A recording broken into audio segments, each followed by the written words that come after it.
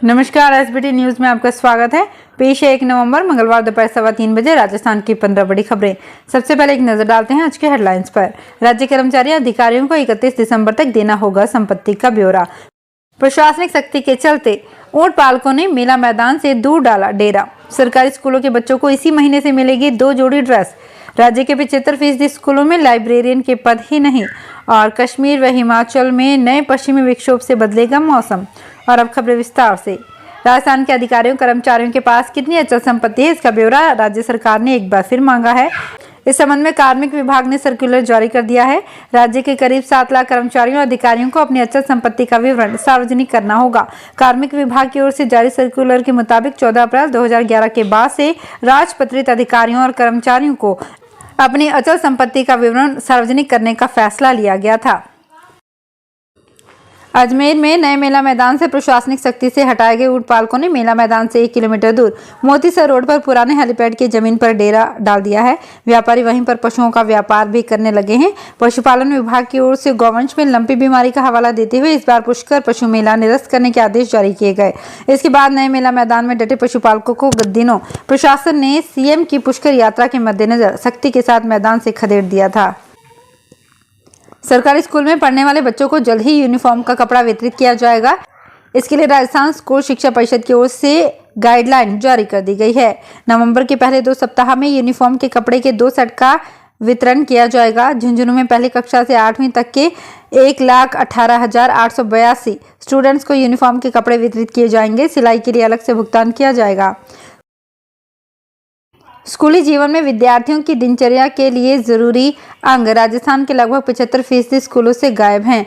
तथ्य ये है कि राजस्थान के 16,862 माध्यमिक स्कूलों से लगभग 75% स्कूलों में अव्वल तो लाइब्रेरियन यानी कि पुस्तकालय अध्यक्षों के ही पद नहीं हैं। कुल मिलाकर लगभग 4200 स्कूलों में इनके लिए पद स्वीकृत हैं, लेकिन उनमें से भी लगभग 1900 पद खाली हैं। नतीजा सामने है, स्कूलों में हर साल पुस्तकों का ढेर बढ़ता जा रहा है।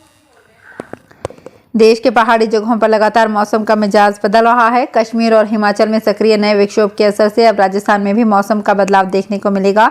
इससे रात के तापमान में अब लगातार गिरावट होगी। अगले सप्ताह से शेखावाटी अंचल में पारा गिरने से जहां ठिठुरन बढ़ेगी, वहीं उत्तरी पश्चिमी हवाओं के असर के कारण रात में तापमान में 10 डिग्री सेल्सियस से भी कम होने के आसार हैं।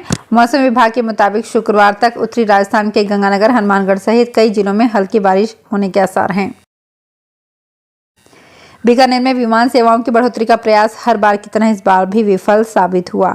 बीकानेर से अहमदाबाद के लिए मंगलवार से विमान उड़ना था, लेकिन ऐन वक्त पर इसे टाल दिया गया। बताया जा रहा है कि संबंधित कंपनी ने विमान उपलब्ध नहीं होने को कारण बताया है, जबकि यात्री भार कम होना बड़ा कारण माना जा रहा है। ऐसे में फिलहाल ये सेवा अब शुरू नहीं होगी। नाल सिविल एयरपोर्ट के निदेशक सावरमल सिंगारिया के अनुसार शीतकालीन शेड्यूल में बीकानेर अहमदाबाद एयरलाइंस को शुरू किया जा रहा है। बीकानेर नगर निगम क्षेत्र में 10 और सार्वजनिक व सामुदायिक शौचालयों का निर्माण होगा। शौचालय के निर्माण के लिए नगर निगम ने स्थान चिन्हित करने की प्रक्रिया शुरू कर दी है। स्वच्छ भारत मिशन 2.0 के अंतर्गत इन शौचालयों का निर्माण होगा। सार्वजनिक और सामुदायिक शौचालयों में पुरुषों व महिलाओं के लिए अलग अलग ब्लॉक होंगे। प्रत्येक ब्लॉक में निःशक्तजन पुरुष व महिलाओं के लिए सीट होगी। ट्रांसजेंडर के लिए भी एक सीट होगी। खाद्य और औषधि प्राधिकरण की सलाह पर राजस्थान में नियम बनाकर फर्जीवाड़े पर लगाम कसने की तैयारी की गई है। इन नियमों में अब फार्मा डिग्री लेकर रजिस्ट्रेशन करवाने वाले अभ्यर्थियों को तो फायदा होगा, साथ ही झोला छाप फार्मासिस्टों से दवा लेने से आमजन का बचाव भी हो सकेगा। नियमों से फर्जी डिग्री देने वाले कॉलेज पर लगाम कसेगी और बाहर के कॉलेज से फर्जी डिग्री लाकर रजिस्ट्रेशन करवाने वालों पर भी रोक लग सकेगी। राजस्थान देश का ऐसा पहला राज्य होगा जहाँ सबसे तेज फार्मासिस्ट का रजिस्ट्रेशन होगा।